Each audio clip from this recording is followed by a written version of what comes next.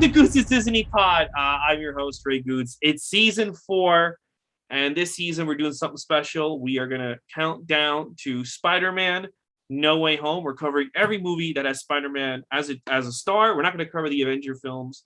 We'll get back to, or the Captain America Civil War. We'll get back to that when we're doing Captain America films and Avenger films. But we are doing every Spider-Man movie. And joining me this week is my guest. He was here before. He's here again, John Trumbull. John, how are you? I'm doing all right. How are you doing, Ray?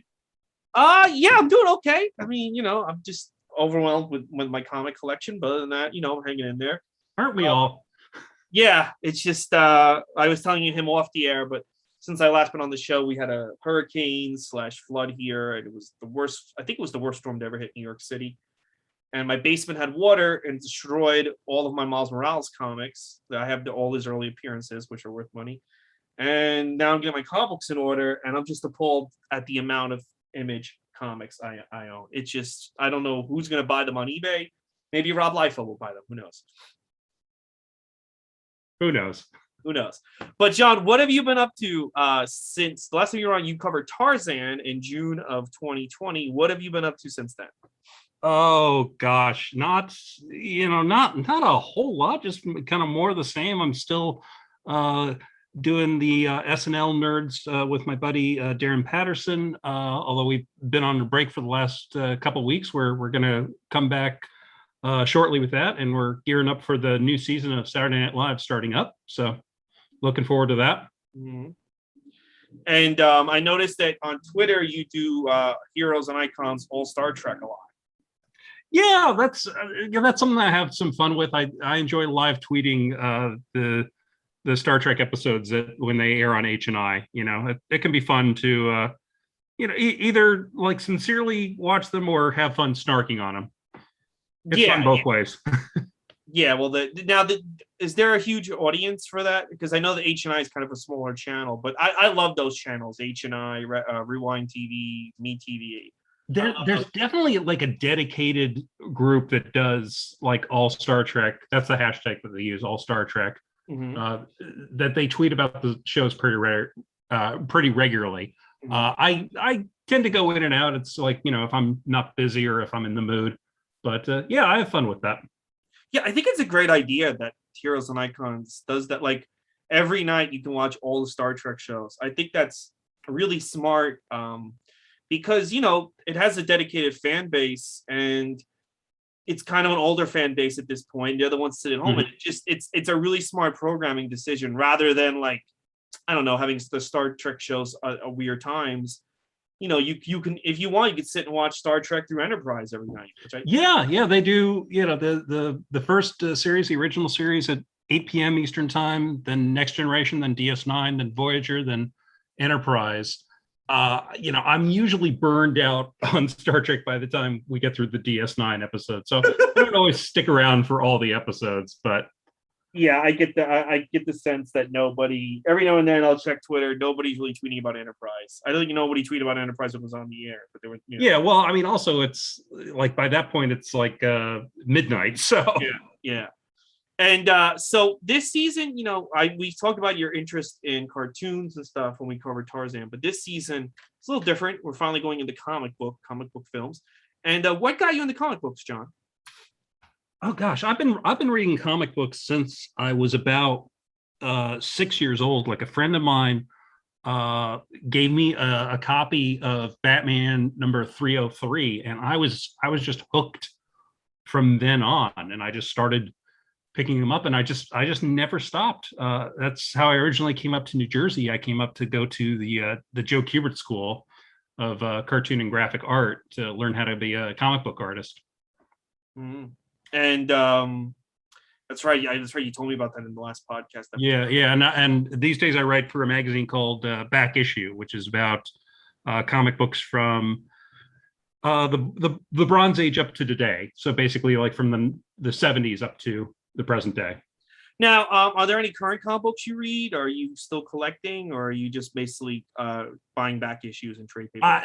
I do both. I don't read as many current comics as I used to, because like the older I get, the pickier I get. I have to like both the artist and the writer, and I have my own opinions about how certain characters should be treated. But yeah, there's some comics I'm picking up. I've just started picking up the Justice League Infinity, which is like kind of a revival of the Justice League Unlimited continuity from the DC animated universe, and that's always been an interest of mine. So I'm enjoying that.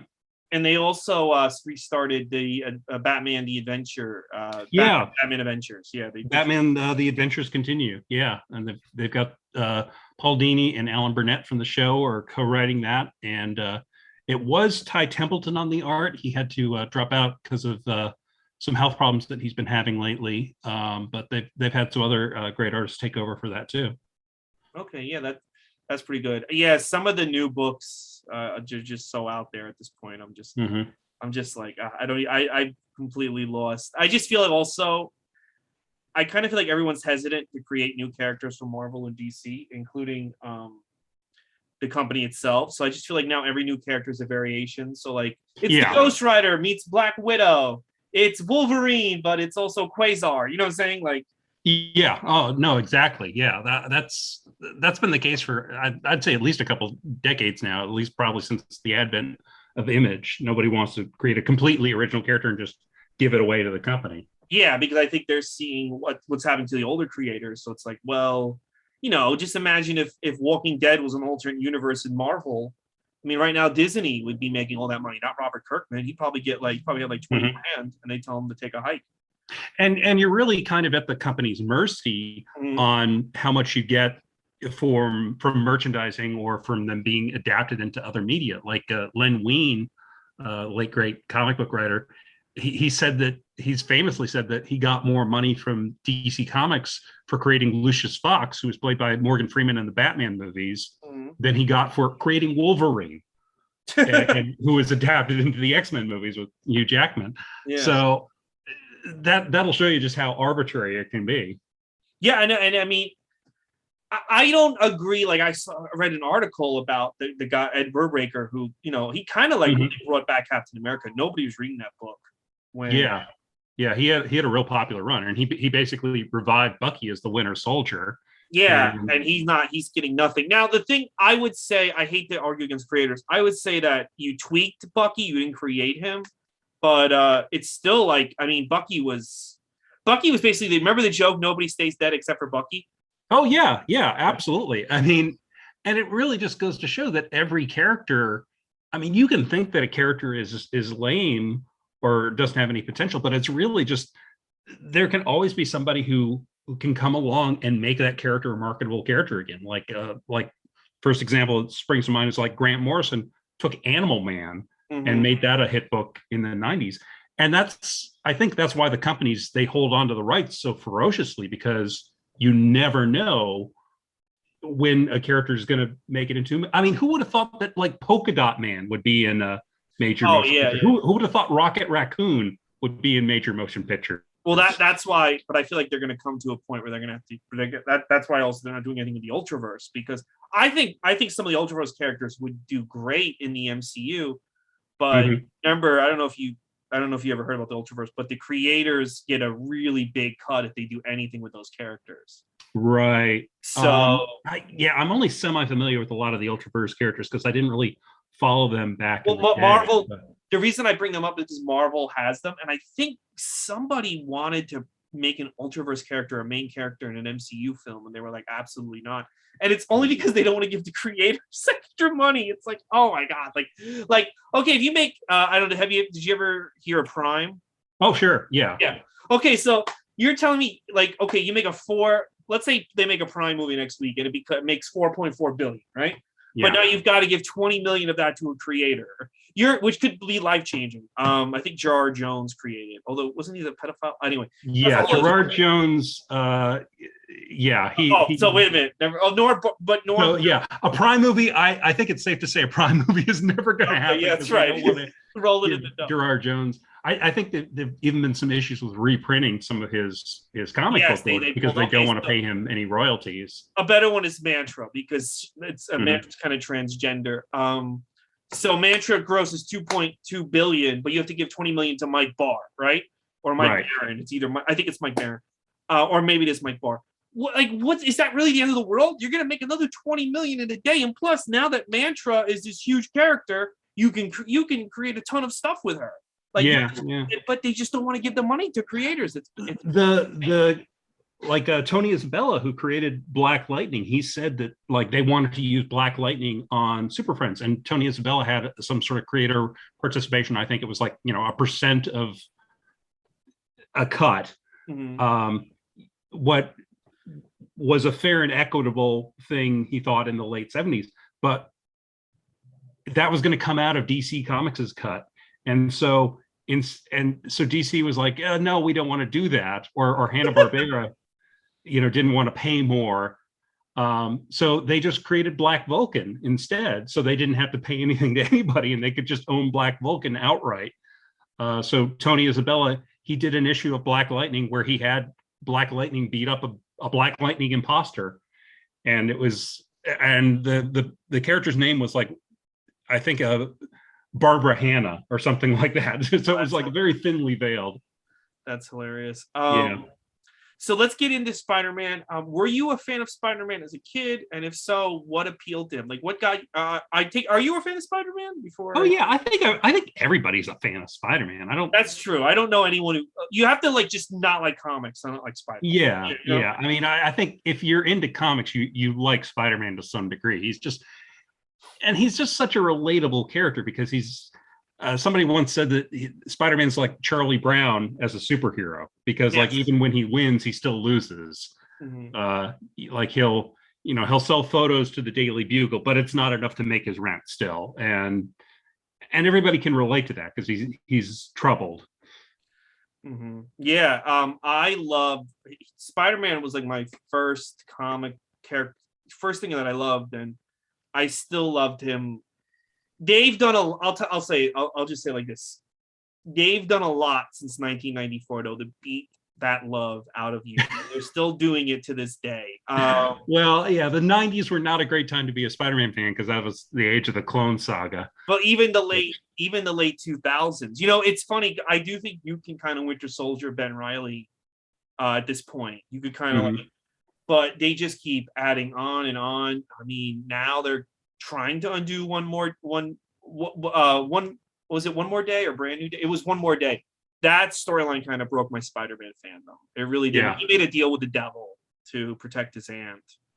Not the best way to write out a marriage. No. Although I did read just the other day, one of my Facebook friends, Peter Sanderson, who's a comic book historian, he said that the latest issue of Amazing Spider-Man actually retconned away Gwen Stacy having kids with the Green Goblin. So I was glad to hear that. It did, but it did it in a way that Mysterio had to like put false memories into Mary Jane in order for everyone to believe that this was actually. Oh, right, because Mary Jane confirmed that whole thing. Yeah. Yeah, and like it's just so convoluted. It's like I just picture like Mysterio sitting in a jail cell and Harry Osborn, because not Norm. Harry Osborn coming in and be like, "Hey, listen, so I want to fuck with Spider-Man, so how about this? You're gonna plant these false memories that his girlfriend, and also trying to explain, like, well, Gwen was his first girlfriend, and her and Mary Jane were friends, and for a certain point, and Mysterio sitting in his jail cell listening to this, I'd be like, why don't we just kill all these people? Why don't we just murder Mary Jane? I haven't read the issue, but honestly, I will forgive most anything that gets rid of that story because it was just such a bad idea.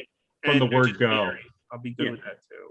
It was just like, really? Did the Green Goblin need an extra reason to kill Gwen Stacy? Yes. Spider-Man was his arch enemy? It's like he had robot clones of his parents. They also did the Clone Saga. Yeah. They also faked that Gwen fucked Norman. I mean, it's a certain point. It's like, dude, I think you're like, I don't know, a Spider-Man. You're like, listen, I'm not even mad at anymore. At this point, I'm just really impressed.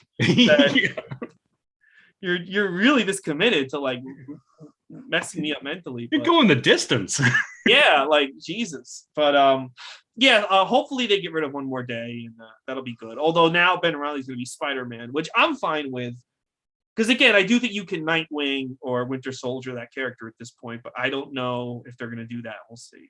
I didn't even know that they brought Ben Reilly back again. So they brought him back as a bad guy. Then he became a good guy, and then in Iron Man, he's a security guard. Then Museum of Natural History. It's a whole it's a whole thing. Wow. Okay, yeah, I should catch up. Does he still look exactly like Peter? No, they gave him blonde hair. Oh, that's right. He did have blonde hair when he became Spider-Man for a Yeah, while. he has the blonde hair again. The only other thing too is that I kind of feel like I do kind of feel like Peter Parker is so convoluted. They should start moving toward making Miles the main Spider-Man. Because Peter's history is so convoluted. I think he just needs to be like, you know what? Forget all of this. I'm gonna go with Mary Jane. We're gonna move to Wisconsin and have kids. Miles, you take over. Bye. And but they don't seem to want to do that. But that's what I would do. I would give everything to Miles at this point. Yeah, I mean, I personally, I don't know. As long as the basic character setup is still pretty simple and straightforward, I think you can still do stuff with that. You just don't refer to the messy stuff like the Clone Saga and the problem is they keep going back to it and just making it more confusing. That's the problem. You know what I mean? Exactly. You just at some point you have to just move on. Yeah. And I always feel like the Spider-Man comics told a great story up until about the 90s. I kind of think it's one big great story and all the characters are growing and evolving. Yeah. And you get to like, I would say 92, 93, and then it just collapses. And characters regress and they change, and it just doesn't have the sense of this, you're watching this guy grow. You know, that's kind of what I liked about the Marvel Universe and Spider-Man is that, okay, even though like, and I was a kid in the 80s, you're watching this man grow. So it's going to take longer, but you know, he went from 16 to like, probably, I considered him being in his 30s when I was reading in the 80s, when I was a little kid. And that's kind of like fun to watch a guy grow. And then they just completely have just regressed that and made it really complicated, the whole entire thing. So. Yeah, I don't know. I personally, I have trouble with Spider-Man being like much beyond his early 20s. I think youth is an important element of his character. I mean, I personally feel like the character worked best when he was in high school and college, and I never really cared for the marriage thing that much. So I grew up was fine with him getting rid of the marriage, but doing it through a deal with the devil is it's a weird way to do it. It's a choice. Yeah, see, I was into the marriage because that's when I got into it as a kid. So exactly, like, oh, this guy has grown up before I was born, and now I'm born, and I'm kind of jumping in to when he's more of a man than a spy, I guess. When he, you know, but I hear you. Yeah, a lot of fans who didn't grow up with it don't really like the marriage. But there were I mean that's the thing. I think it all depends on when you started reading the character, and like for a generation or two of fans, the marriage that is like the default Spider-Man. Yeah, for me, I can remember when Peter Parker was like the young single guy and he had all the romantic troubles, and I think that's a great story element to include. So, oh no, I agree too, but I just feel like them being like, you know what, maybe this marriage is going to work out, or Mary Jane going off with some other guy, and Peter going back to being single. I think people were afraid that people weren't going to like Mary Jane. I think it's people break up all the time. It's part of life, you know? Yeah, I mean, part of the big problem with the marriage, from what I understand, was they felt it aged the character too much, and they thought having him as a divorced guy would also age the character too much. So, yeah, but I just feel like, you know, it just always, but when I was reading all these new stories where he's dating all these new women and stuff, it just feels wrong because it's like your marriage was erased by the devil. You didn't actually want to end your marriage. You know what I mean? Yeah. No, and I get that. I totally get where the anti one more day people are coming from. Yeah, because I know down deep you still love this woman. It's just weird to me. Like anyway, it's a whole, you know, it would have made more sense like we just are not in love anymore, you know? And it feels like that. I don't think, from what I've seen, just kind of looking from afar, I haven't read the books regularly. It seems like none of the new love interests they've introduced have quite caught the reader's fancy in a big way. Yeah, no, because you know they really tried with Carly Cooper, but I didn't really like her, and you know I think they had a scene where Mary Jane is like, "You're so much better for Peter than me," right? And I think readers can see through that. You know what I mean? They're like, "You just want us to accept." No, because again, I think the problem is, it's like I know that you still love Mary Jane, so, and I know eventually some writer's going to come along that's going to be like, fuck it, he's with Mary Jane, and have Harley What, or Batman. and that's the thing is like superhero comics, they're so cyclical. Mhm. And yeah, there's always going to be a new creator that comes by and they want to kind of bring back the status quo from when they were a kid. Yeah. Or when they were reading. Which is basically what kind of broke DC Comics, because Jeff Johns was like, I want Hal Jordan back and I want Barry Allen back. Go fuck yourself, new readers. Yeah. But let's get into this. So I know we are covering the pilot for the 1977 Spider-Man film, Spider-Man TV series. And I know you're being like, oh, why are you covering this? You only cover the movies. Well, guys, this was in theaters in the UK, and so were two other films that were edited together from the show. And right off the bat, you watched the pilot today for the first time, probably in a long time. Probably in at least a decade, yeah. Yeah. What'd you think of it? Oh, well, I mean, it was pretty much how I remembered, and it's funny because like you see people complain about some of the live action adaptations that we get these days, and because I can remember, I was like a kid in the late 70s, and I remembered like at a time when this was all you had. You had like the occasional adaptation into a TV show or a movie, and if it wasn't good, that was it for the next 5 years. Nobody else would try for the next 5, 10, 20 years to adapt that character again. And a lot of it was mediocre because they didn't have the budget or the understanding. Yeah, or the ability. Yeah, exactly. I think a big difference is that now we have people in positions of power in Hollywood who grew up on this stuff and they know what makes these characters work. And in the, from the 50s to the 70s and probably well into the 80s, you had a lot of people who were just like, oh, okay, I don't quite get this stuff, but let's try it. And that's kind of what this is. That it does some stuff right. It does some stuff that you're just like, oh, you're not quite getting it. Yeah, I hate when people like review things like this in the Hulk series from like a modern perspective, because it's like, like this was a whole different world, and comic books were not. You can't compare the Superman the movie with Shang-Chi. You know what I mean? Like it's two different worlds. Like it's two different ways of like thinking about this material. Like you couldn't walk in and pitch a Spider-Man TV series where he fights the Green Goblin and Electro and Lizard and Rhino and Norman Osborn, because I think most TV executives are like, what are you talking about? Right. They wanted something very formulaic.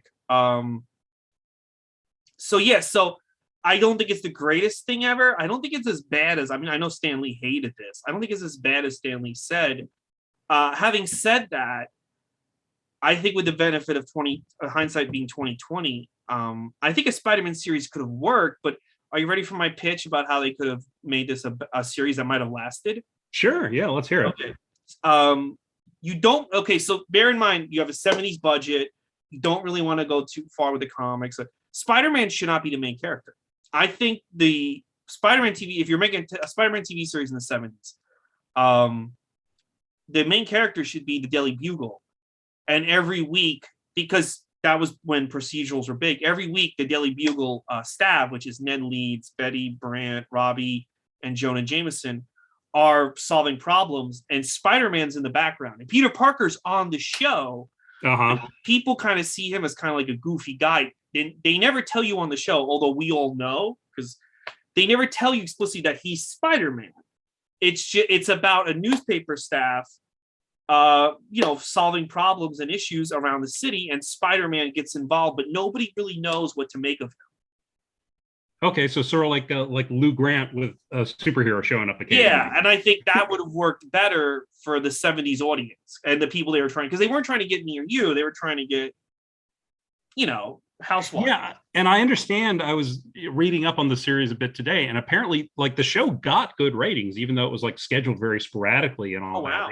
Like CBS would program it against things during sweep weeks when they wanted to like take a chunk out of the competition's ratings, but it was canceled basically. I think one, because it was expensive, and two, because they were still like a stigma to doing comic book shows, and they didn't want to be the superhero network Yeah, because they because then had they also had Wonder Woman and Hulk on it. yes, Yeah, and all right, yes, yeah. So so it got good ratings and stuff. Yeah, but the one thing I like about this show is that, and you don't really have this in anything modern, is it's very calming. Did you find it to be very calming just having it on in the background, like very comic. You said. calming, like calm, like chill? It's very relaxed. Oh yeah. Yeah. Well, I mean, it's like a '70s TV show, so it moves at like a slower pace than we're used to because it's like a pre-MTV era, and they kind of like certain times you're watching and you're just like, okay, get on with it. We get the point. Um, I actually remember when I was when I was in college, I was spending a semester in England, and one of the BBC stations was showing this one day, and I just watched this with my buddy Andy, and there are several shots that are recycled, like Yeah. several shots of like Spider-Man crawling around in the city and stuff, because they wanted to make the most of that footage. And every time one of those shots would be repeated, my friend Andy would just go, "We've seen this," and it just got increasingly funny.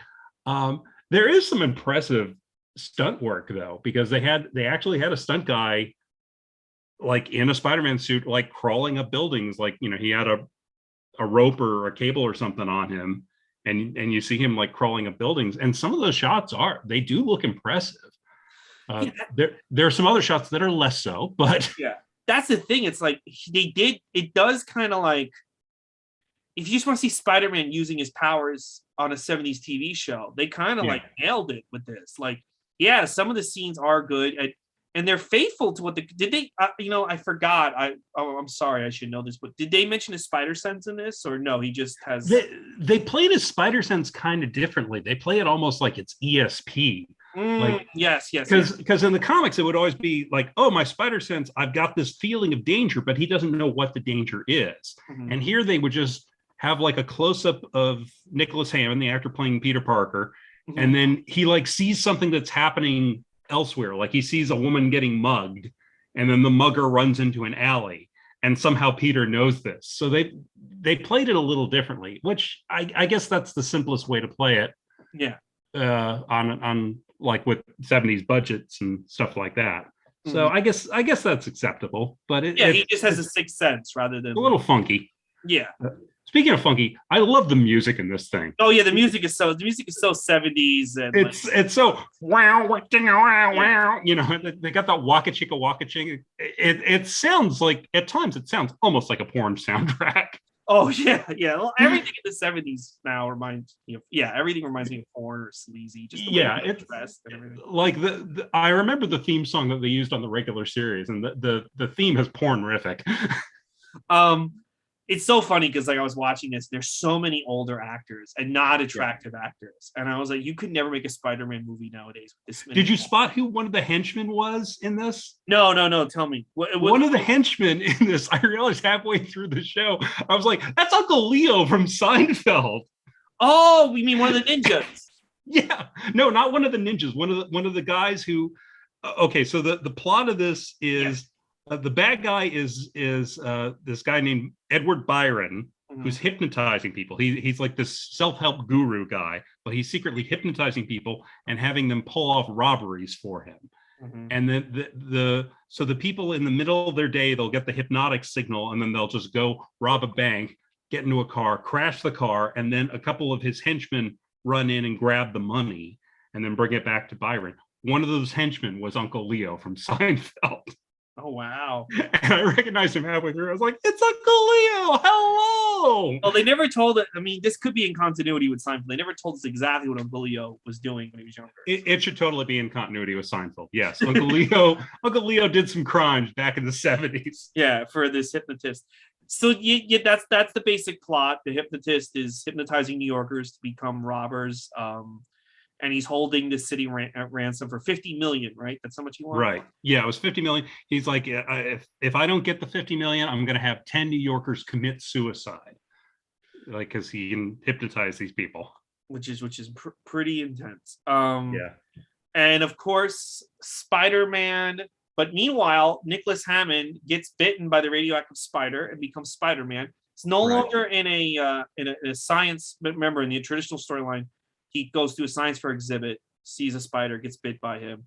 He's now actually working. Was he working on the spider? Or did the spider just come into his work? He's a grad student. He's like working with like radioactive material in this like chamber thing, and somehow a spider gets in there, and then of course he's irradiated, and then somehow the spider gets out. I didn't really get how the spider got out of the chamber, because you'd think that thing would be sealed tight, but it was probably it was Morlum, or it was one of the Spider-Verse villains. there you go. They had that, I guess they had to just play that fast and loose. So yeah, he gets bitten by the spider. Then he's walking outside, and there's a car that starts to.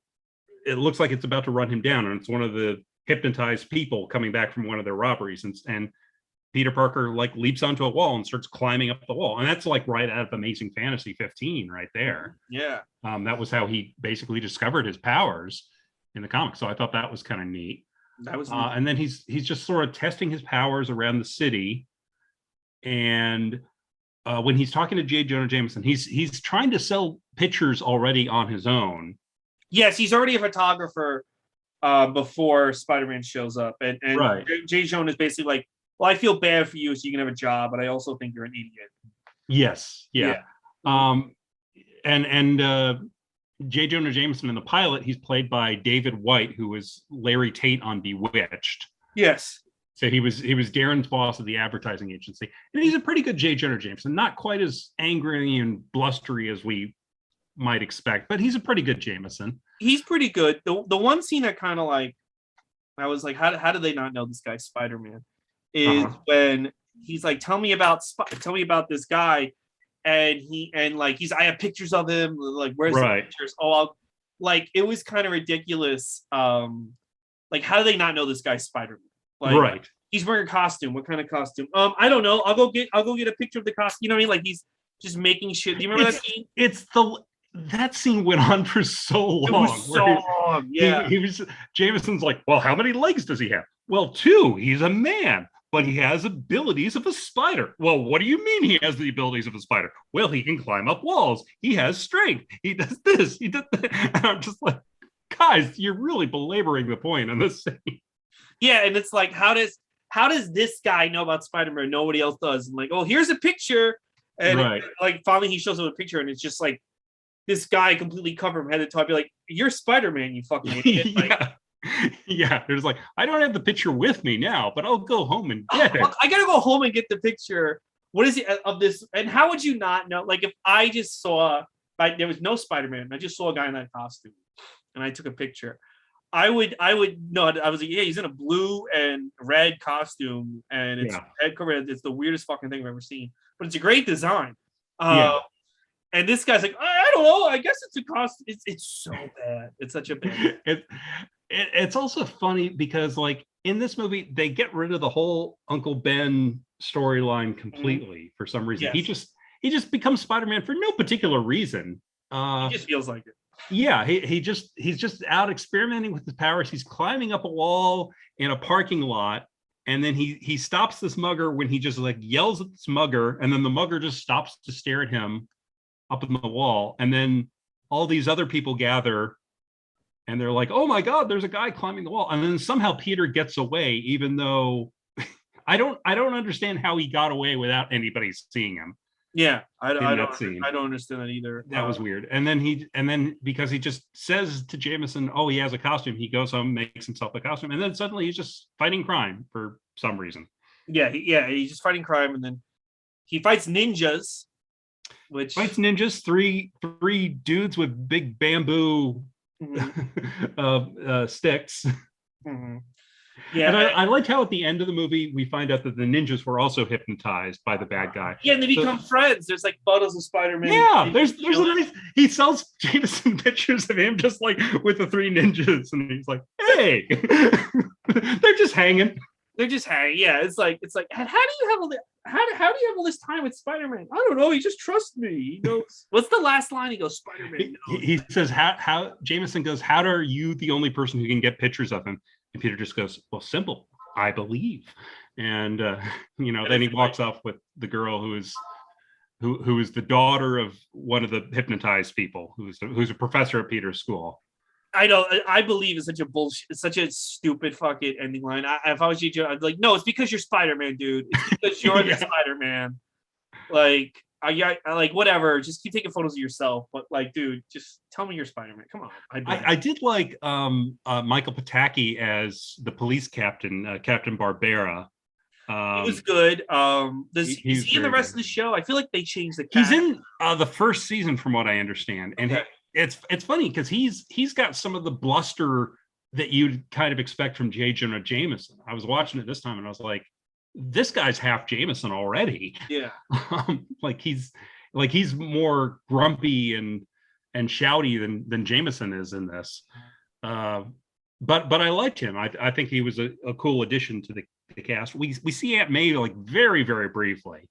Oh yeah, I thought like I could have swore she was a bigger part of the show. She's barely on it. Apparently, she only pops up in one other episode. They just didn't see. Yeah, no, I think that's the thing that kind of like, and I get why Stan Lee. There's no pathos in Spider-Man. He's just a guy. He's just a regular, typical 70s leading man guy that just gets powers and decides to like, fight crime. There's no like pathos. There's no like what you said, the Charlie Brown aspect. Yeah, it's just this dude, I mean, they do a little of that of sort of Spider-Man's hard luck problems. There's a cool scene where like Spider-Man he's injured his arm and he has to like get home, and he goes to a cab, but the cab driver doesn't want to give him a ride, and so Spider-Man ends up just in the back of a garbage truck.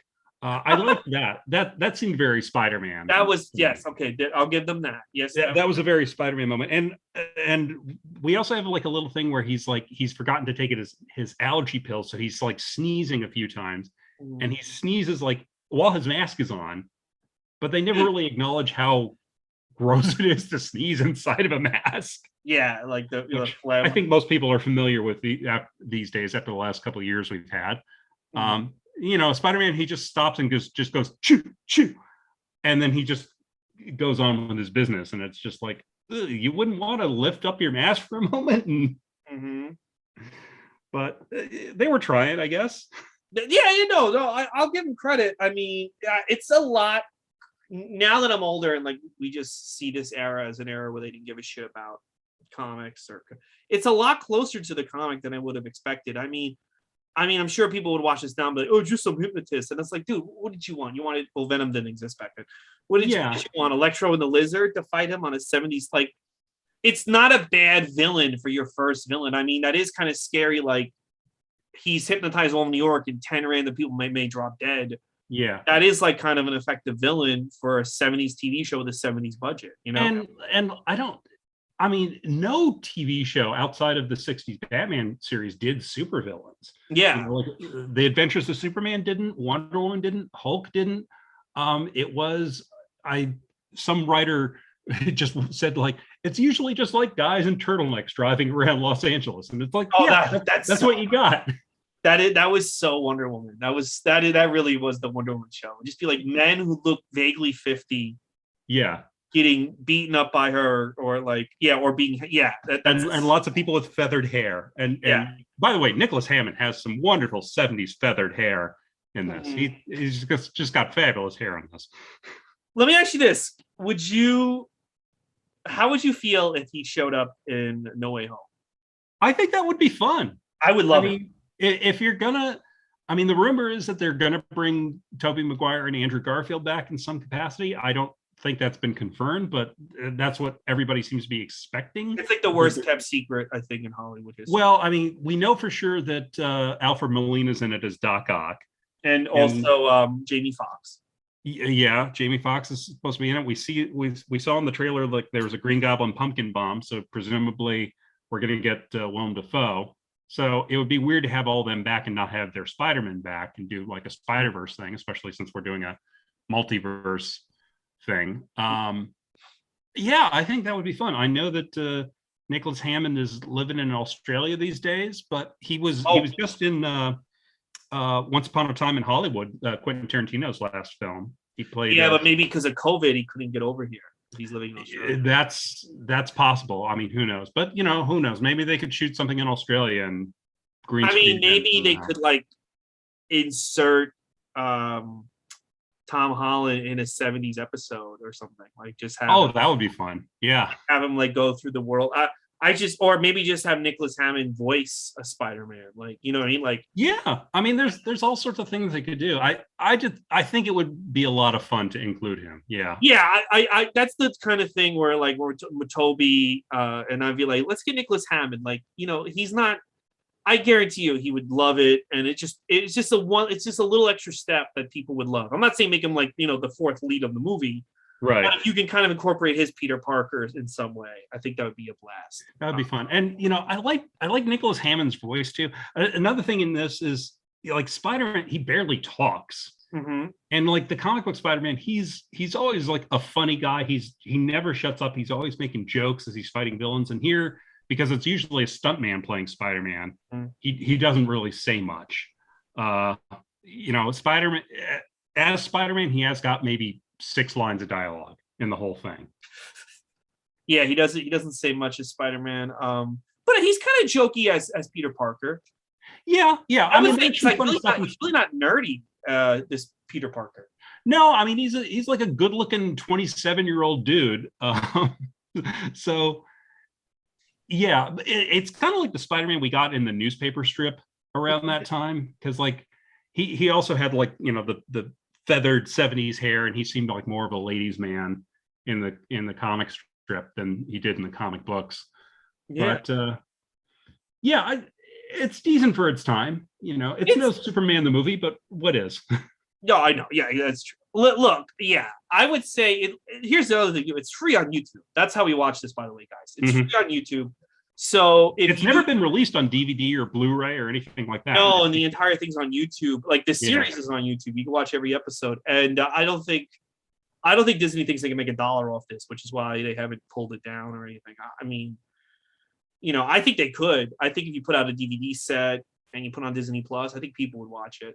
Even if they did it as like manufactured on demand sort of thing. I know Warner's does that a lot. Well, Disney is really moving away from. I mean, the fact that they have. I remember everything in Star Wars went on the physical media, and they treated when something. I don't know if you remember, but when Star Wars had a physical media release, they treated it like a holiday. I mean, when you walked into J&R Music World or Best Buy or what have you, it was an event when like Phantom Menace came out on DVD.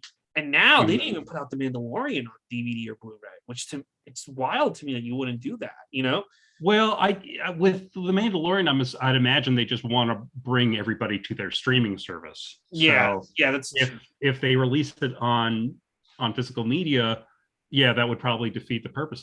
I mean, I know, Paramount, they've released the Star Trek Discovery on physical media in addition to that was streaming service. So, I mean, they could certainly do that, and I'm sure they do well with it. But I think it's smart to do with Star Trek because, again, there's older fans who may not be in the streaming services, and there's also people in parts of the country where streaming isn't that viable. They're still doing cable and that's true. Yeah. So if they may enjoy Picard on DVD, more than being on Paramount Plus, and you're appealing to an older audience with Picard. I mean, people in the 80s that were in their 40s and 50s were fans of this show. So, so you're talking about people 70s, 80s, 90s that probably want to watch Picard or even Star Trek Discovery. I think it's smart for them to put those on DVD. Yeah. But I really do. Yeah, Disney has moved away, and I'm getting concerned. I like having physical media for things because you preserve it, Yeah, I mean, the thing that I'm still hesitant about with streaming is, it can, even if you own something digitally, it can go away at any time. Well, I mean, yeah, like what if, like, God forbid, I don't know, like Paul Bettany is accused of just is arrested and found guilty, the most horrendous crime. I don't want to speculate, but I don't know, triple murder. He's a serial killer. This whole time. Oh, we all know about Paul Bettany's crimes. You don't have to relitigate them here. Yeah. But like, I don't know, like it turns out he murdered like 50 women over the course of like the last 20 years, right?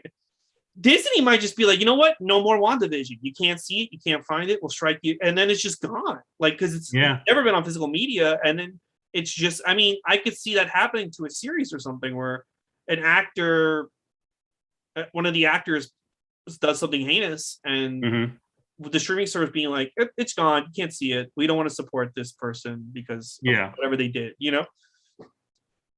I mean, or even it just leaves the streaming service. Like I know, like a couple of Star Trek shows just left Netflix because they're going to be exclusive to Paramount Plus now. And yeah, I mean that sort of stuff happens all the time. I hear about people like, oh, I bought this movie on iTunes, and then iTunes says my contract expired, and now I can't access this movie that I paid for. Yeah, that's insane to me. And that's nuts, and that's why I still like to purchase physical media whenever I can. My only exception also because I'm an older dude and slow to change. But my only thing is comic books and books. I only do digital, but that's because carrying them around a house is like too much. But movies, I still like to get the physical copy of. Movies and even music, I like the physical. And also, it's fun to get all those extras like commentaries and deleted scenes. And then the other thing too is like on disc, I think the picture quality is just so much better than streaming. Even the best streaming service, I think you get better picture quality on disc. Yeah. You know? And but I think the chances of this coming out on disc are very, very, very. They were slim back in the heyday, back in 2003, 2004, and now I think it's almost non-existent. But it's on YouTube, so yeah. I mean, I don't think they still haven't even released Spider-Man and His Amazing Friends, the old 80s cartoon. No, they never put that one out. They did. And actually, I'm just like, why wouldn't you put that out? That's like a no-brainer. I know you can see it on Disney Plus, but I would love to own a physical set of that. Well, there's 3 Spider-Man series that got full physical releases. Spectacular, which I own and never sat down and watched. Everyone says that was a fun show. Everyone says it's one of the best in the last 20 years. I watched that when I was on Netflix, and it's a lot of fun. I definitely have to sit down and watch that. The Spider-Man series, the New Adventures, the one that was between Spider-Man 1, Spider-Man 2, that was on MTV. I never watched that one. Didn't Patrick Harris do the voice in that one? Yes. The one cool thing is, what's his name? Michael Clark Duncan plays the Kingpin in this too, so it's connected to Daredevil. Okay. So Daredevil, the Ben Affleck version, takes place in the Tobey Maguire Earth. So and the Nicholas Hammond version takes place in the same universe as Seinfeld. So there you go. So now we're really, I mean, call Loki. Now we're cooking. Have Loki go visit Ben Affleck and Tobey Maguire. Now, how about it'd be fucking hilarious. You know, everyone thinks that Matt Murdock is going to be in No Way Home as his lawyer. What if it's Ben Affleck as Matt Murdock as his that would be some epic trolling. That would be incredible. We're gonna give you Daredevil, but it's the crappy Daredevil. Yeah. Or wait, is Rick Smith still alive? Get Rick Smith in there from the Incredible Hulk TV movie that he did. Have him as Matt Murdock. The Daredevil that wore just like a blindfold over his face, where Stan Lee like went to the makers and he was like, why does Daredevil have his eyes covered? And they're like, well, he's blind. And Stanley's like, yeah, but nobody's supposed to know that. That's hilarious. Oh, I mean, again, that's what we had in the 70s and 80s. We had all these movies. It was usually made by people who they were trying, but they didn't quite get it. No, they didn't. No, and even like the original X-Men in 2000 didn't really get it. It was like. Yeah. You hear some of the fights they had to like even get that made, and this is after like for 30 years the X-Men comics, well, not 30, at that point maybe like 25 years, were the hottest comics in the industry. You know what I mean? Right. And they still couldn't. But the other Spider-Man series that's been released complete on DVD is the '63 version, which is out of print.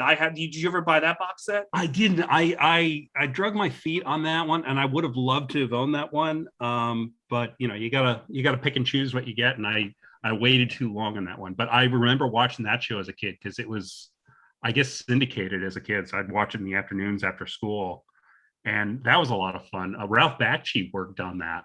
Yeah, I have that, and I watched every episode a few years ago, and it starts off as a faithful first time. Remember the comic books went on for like 4 years at that point. Yeah. It's faithful for its time adaptation, and then it just goes completely insane. The later episodes are really bonkers. I know. It just completely collapses on itself, this show. And it's kind of becomes like, I'd be like, all right, what's going to happen this week? And it would just be like, he's underground, and now he's the king of the lizard people, and he's swinging in outer space, and it's just bonkers. It doesn't make any sense. The supporting cast disappears, the villains disappear, and it's just him being shoved into these insane, like, drug fueled situations. I think there was one episode of it that they recycled from a show called Rocket Robin Hood, Yes. or maybe it was vice versa. I might be mixing. No, it is, because I remember he's doing stuff that he's never done before. I think he flies. Oh, okay. Yeah, sure. Like, he just does it, just like, yeah, it's completely wild as it gets old. But yeah, that's not on Disney Plus, which is weird to me, because they were the ones who put out on DVD back in the day. Yeah. Buena Vista Entertainment. So I don't know why that's not on Disney Plus. I think people have a field day. I mean, the memes that show has created. Oh yeah, the two Spider-Men pointing at each other. Yeah, that's. Oh yeah, I think people would love it. I think people would watch it. We'd so many more memes would come from that show being on Disney Plus. Or the Spider-Man lying subjectively on the train tracks. Yes. So many. That's another good one. Mm-hmm. And then, like, all the villains together. I know there's a lot of Me and My Boys are out this weekend, and all the villains. I know there's someone where it's like Spider-Man, and he's just like, shit's frozen. Yeah. He's just surrounded by ice or something like that. There's a lot of good ones. So I have that. So I'm glad I bought that when I did, because they were gonna put out the Marvel superheroes one, the one that it was basically like still comic frames, and they never did. Where they just it was like Clutch Cargo level animation. Yeah, I pre-ordered it a few times, and eventually Amazon was like, yeah, we don't know what to tell you, it's never coming out, so it's your money. Yeah. Like, okay, cool. But this was good, John. Are you ready for next week? So just so you know, usually I have a different guest each week. However, I figured that since John and me, we kind of appreciate 70s TV and 70s cinema, that we would do all of these Spider-Man TV edited films, and he's going to come back next week. Are you excited for next week? Yeah, I know. I haven't seen it in forever. The only thing I really remember about the next one is that it's got Joanna Cameron, who played Isis on the old Filmation. Oh, that was a good show. Too bad we'll never see Isis again. So so I know Joanna Cameron's his love interest in that one. So I'm looking forward to checking that out. And I know the next one, like, called The Chinese Web. It's got the next one we're doing is Spider-Man Strikes Back. Okay, yeah, Spider-Man Strikes Back. That's taken from the two-parter The Deadly Dust. Mm-hmm. Yes. So I know that's the one with Joanna Cameron. So, and then the third week will be the end of the trilogy. Will be Spider-Man: The Dragon's Challenge. Right. But yeah, this should be interesting. It's the 93-minute movie. And yeah, it's I don't think I've ever seen this one. I've seen the pilot a few times. The one I bought, they used to have it on VHS as a kid, and I rented it. Yeah. And I didn't hate it. I mean, I just didn't love it. It was just, to me, it almost like I would leave it on, and I would do my homework, because, like, there's nothing going on. Here's a live action Spider-Man, which I've never seen before. Yeah. But this one should be interesting. I'm excited. John, where can people find you on social media if they want to follow you after this? Well, you can follow me on Twitter. I'm at Trumbull Comic. That's TRUMBULL, and then the word comic. You can also follow the page for my podcast, the SNL Nerds. We're at SNL Nerds Show on Twitter. And we should be back with the SNL Nerds this week. We're going to be watching the Dragnet movie with Dan Aykroyd and Tom Hanks. I've never seen it. I always wanted to. I've never seen it. It's interesting.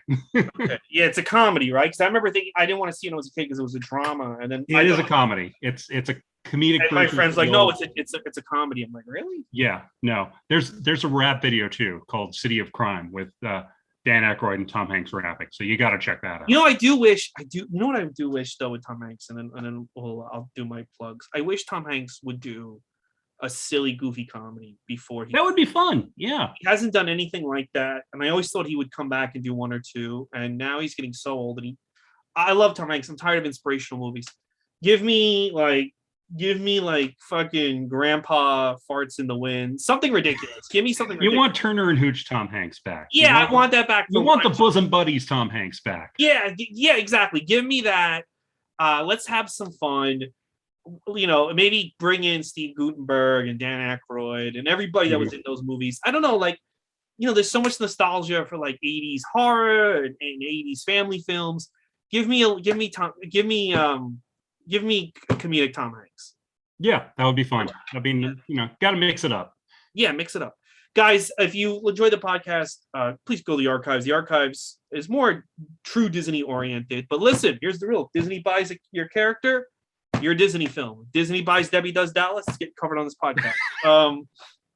She's a Disney princess at that point. So, but the other seasons, we covered the live action remakes of the animated films, the Pixar films. But yeah, we'll be back next week with Spider-Man Strikes Back. Follow me on social media, Ray Goots. Follow the podcast and subscribe. Goots' Disney Pod. John, thank you so much. Thanks a lot. Had a great time. You too. We'll see you guys next week with Spider-Man Strikes Back.